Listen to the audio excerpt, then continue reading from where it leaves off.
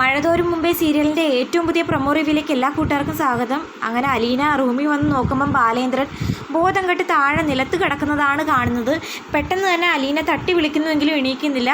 CPR കൊടുത്ത് ബാലൻ്റെ ജീവൻ അപകടത്തിൽ നിന്ന് എങ്ങനെയൊക്കെയോ രക്ഷപ്പെടുത്തി ഹോസ്പിറ്റലിൽ നിന്ന് ആംബുലൻസ്. അലീനയാണ് കുറ്റപ്പെടുത്തുന്നത്.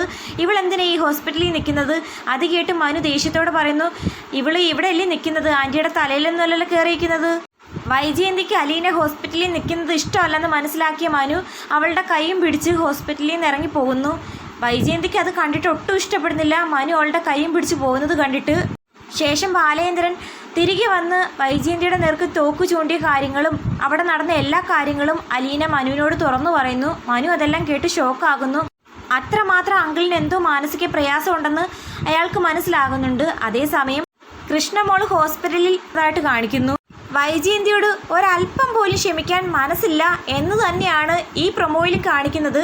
അപ്പോൾ കാത്തിരിക്കാൻ എന്താകുമെന്ന്. ബാലേന്ദ്രൻ വൈജയന്തി ഉപേക്ഷിക്കുമോ, സത്യങ്ങൾ എല്ലാവരോടെയും വിളിച്ചു പറയുമോ എന്നൊക്കെ കാത്തിരുന്ന് കാണാം. വീഡിയോ ഇഷ്ടമായാൽ തീർച്ചയായിട്ടും ചാനലൊന്ന് സബ്സ്ക്രൈബ് ചെയ്ത് സപ്പോർട്ട് ചെയ്യാൻ മറക്കല്ലേ കൂട്ടുകാരെ.